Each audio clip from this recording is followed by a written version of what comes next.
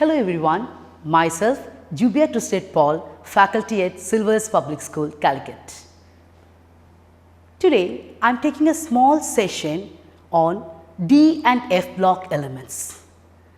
D block element is something very important chapter of class 12. So we will just go through the electronic configuration of D block elements and their physical properties in this session. And I will also discuss the important questions related to this session which is asked usually in the board exams. Now let me move your attention to the periodic table. In the periodic table, we know that in the left side you have the S block elements, in the right you have the P block, and in the middle there is D block elements, and at the bottom you can see the F block elements. Why do we call these elements as S block, D block, P block and F block? If the electron is entering the S subshell, the last electron entering to the S subshell, we have to call the group 1 and group 2 as S block. Now when we consider the D block elements, we call them because the last electron enters the D subshell. But we know that when we study the electronic configuration, there is Aufbau principle, which tells us that the electrons should be entered with the increasing order of their energy. So we are filling first 4s and then only 3d, because according to that rule 4s have lower energy than 3d. So now in the D block elements we are filling the inner D shell. We are filling the inner D shell and the last electron enters the D subshell. That is why we called it as D block elements. Now shall we move on to the electronic configuration? But before that, we should also know what is the importance of studying these D block elements. Actually, these D block elements have a vital role in our day-to-day life. Let us have a small look at it. We know that jet planes are the ones which have moving in a very high speed. Actually, their engine is made up of titanium and vanadium. We see these elements in the 3D series. Similarly, a drug which is used for the treatment of cancer, the metal in that drug is our D block element, platinum. Now, we have even seen these elements being used in our daily lives. We have copper vessels, we are using iron vessels, we have batteries which contain zinc, even nickel and cadmium batteries. So, these elements have a vital role in our day-to-day life. And when we consider ourselves, our human body, our body needs certain elements like sedan, because if sedan is deficient, it creates certain disease to us. So we should take in food which contain the sedan in it. So these elements are actually very important. So now we will move on to the electronic configuration and the physical properties of these elements. That is, here we see that the electronic configurations have been written and you can see even the picture of the elements. Now there is a small trick to understand the electronic configuration of these elements. That is, when you write the atomic number 21, 21 is the first element in the 3D series. We should know a clear idea about all these elements in the 3D series, that is from 21 to 30. So when we tell 21, the 2 stands in the tens place and 1 in the ones place. So all the digit that is in the 10th place belongs to the S electron, and the 1 in the ones place belongs to the D. This is a very simple trick. So let us see whether the trick works in this electronic configuration. Just see scantium. Its atomic number is 21. Here you can see first you have to write the configuration of the noble gas, that is here it is argon, then it is 3d and 4s. So the 2 stands for the S electrons and the 1 stands for the D electrons, because we have already seen that this works according to the Aufbau principle. So according to the Aufbau principle, the 4s should be filled, then only the 3d. So that is seen in this configuration. Now just see titanium with atomic number 22. You can see the same trick goes here, isn't it? It goes with 3d to 4s2. Now shall I move to atomic number 23 and even 24. In 23, it is argon, it's vanadium. Argon 3d3 4s2. See, whatever in the tens place is in the S subshell, and whichever digit is in the ones place is seen in the subshell of D. But just see chromium. Chromium electronic configuration is slightly different. According to the trick what I gave you, it should be argon 3d4 4s2, but it is not like that. Why is it so? Why is it having a different electronic configuration? It is having a different electronic configuration, something based on the stability. That is, when you take the d orbital, there are 5 d orbitals. Each orbital can hold 2 electrons. But according to the Hund's rule in the electronic configuration, which you have studied in class 11, we know that each orbital should be singly occupied. You have to occupy each orbital with 1 electron. So when you put 1 electron, that is when the orbitals are singly occupied, they have an exchange energy which gives them an extra stability. So in order to attain that extra stability, what happens here?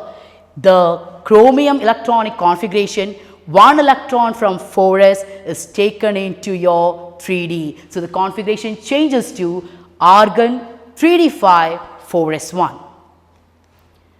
But when you move to Mn, its atomic number is 25, the same trick goes. It's 3d5 4s2.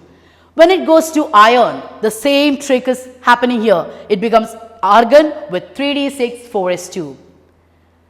Similarly, in cobalt and nickel, the trick what I've told you, the 2 stands for the s electrons and the other digit stands for the d electrons. So this happens correctly in all these elements.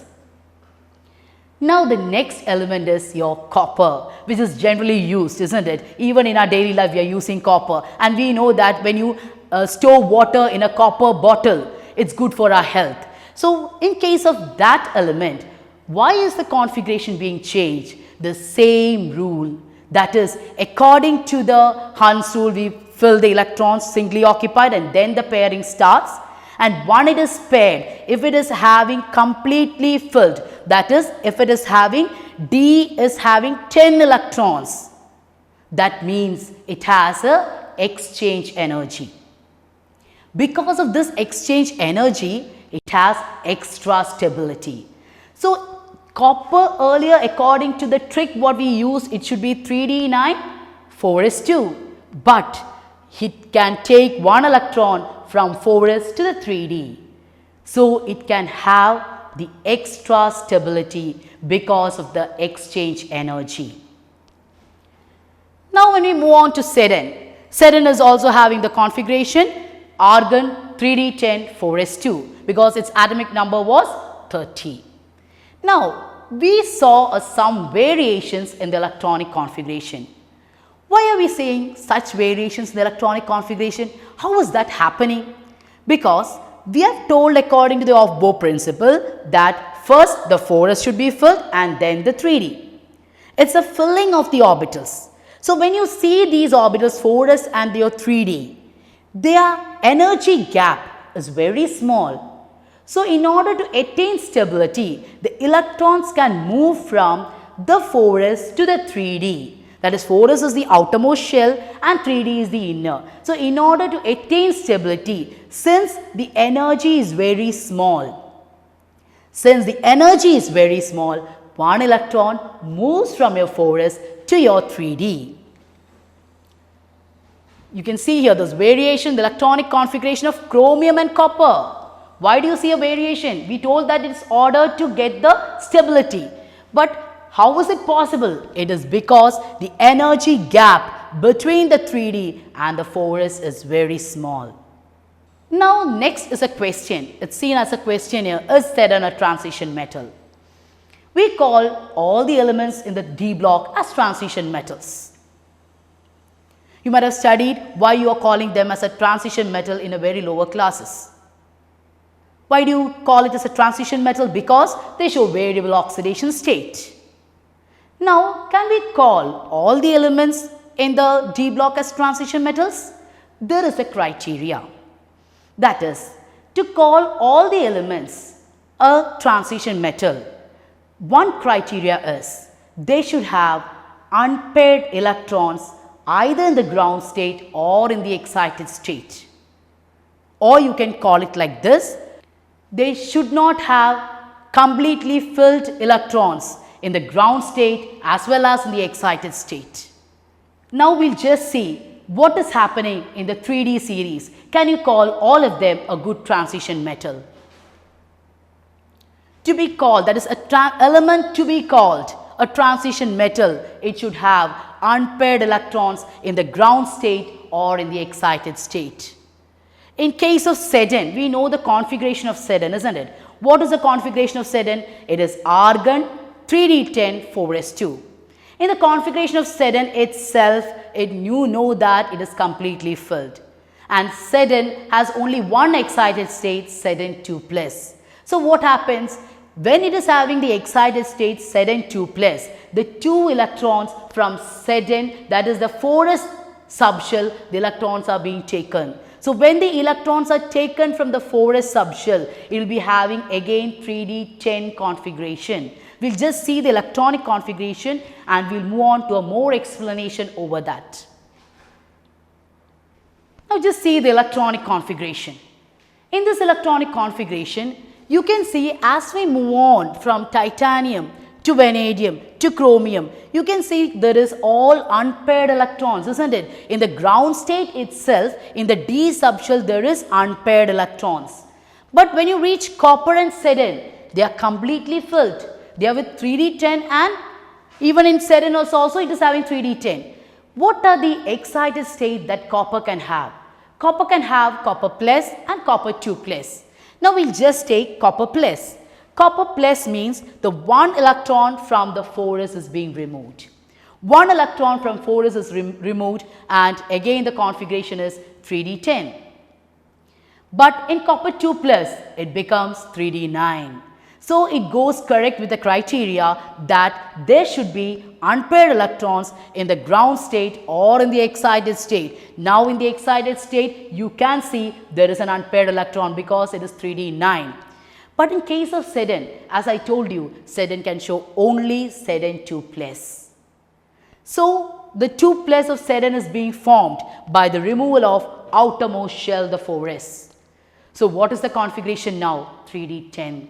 It doesn't have unpaired electrons in the configuration of the excited state. Now, after the electronic configuration, we have to move on to the physical properties. So, moving on to the physical properties also, we need this electronic configuration.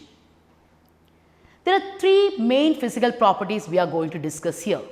It is the enthalpy of atomization, whether the metal is hard or soft, and the melting point.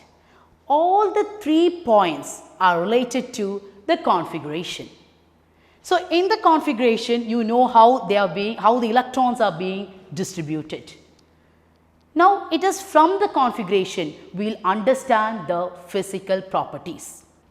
So when you move your attention to the electronic configuration, we can see that as we move from scandium to Sedin, the number of electrons are increasing. You can just see it is 3d1, it becomes 3d2. The d electrons are going on increasing. So as the d electrons increases, we see that the number of unpaired electrons in the orbital is also increasing. When you consider the d subshell, the number of electrons in the d subshell is increasing. That means the unpaired electron is increasing. Keep in mind, from scandium till Mn, the number of unpaired electron is increasing. You can see that in chromium and even Mn, they have maximum 3d5 electrons. That's a maximum number of unpaired electrons. But when we move from iron to Sedin, what is happening there? we are going on increasing the number of electrons. So, from iron onwards, the pairing starts. You can see that the pairing starts and the number of unpaired electrons decreases. In case of iron, you have only 4 unpaired electrons. In case of cobalt, it is 3d7, so only 3 unpaired electrons, and later in nickel, it is 2 unpaired. In case of copper and lead, no unpaired electrons. Now, how are we relating the physical properties with these unpaired electrons? The main criteria is, as the number of unpaired electron increases,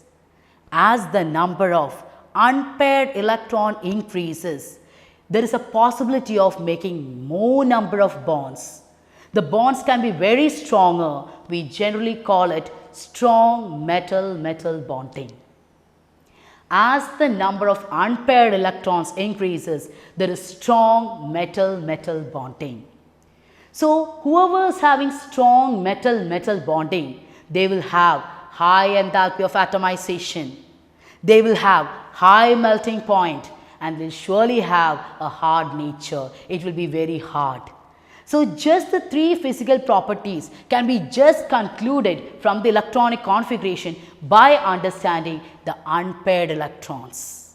Now, we will just see each point, that is the physical property based on enthalpy of atomization, melting point and the nature of the metal, whether it is hard or soft. Here it is, the first point that is discussed here is chromium is hard but cerium is soft. Why? We know that there is more number of unpaired electrons in chromium, so greater number of bonds. So, if there is greater number of bonds, greater strength of the bond and the metallic bonding will be very strong.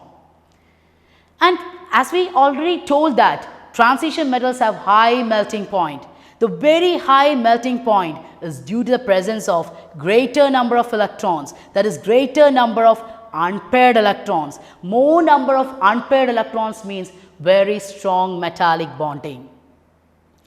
But this is a graph which tells us something different from what we expect. When you move attention to this graph, I have given melting point and the transition metals of the 3D series. We expect as the number of unpaired electrons increases, the graph should come up, and later when the number of unpaired is decreasing, the graph should go down. But here it is not like that. There is something different. You can see that in case of Mn there is a dip. How is this happening? Why is Mn having a low melting point even though it is having 3d5? That means unpaired electrons is in the maximum. This is an exceptional behavior. This is the peculiarity of Mn. In case of Mn, the nucleus will hold the outer electrons very strongly. If they hold the outer electrons very strongly, the unpaired electrons are very tightly held by the nucleus. So, there is no delocalized electrons. Since there is no delocalized electrons, what happens? They cannot have strong metallic bonding. They only have weak metal-metal bonding. Since they have weak metal-metal bonding, you can see that the melting point is very low. In case of Mn, the electronic configuration is there 3d5 4s2. It has a stable configuration. Due to this, the 3d electrons are more tightly held by the atomic nucleus, and this reduces the delocalization of electrons. This results in weak metal-metal bonding. That is why it is having a very low melting point. Now, we will move on to the questions related to this topic. I have discussed here all pre-board questions related to the physical properties and the electronic configuration. We will see the first question. We observe a variation in the electronic configuration of copper and chromium justify. This is usually asked as a 1-mark question.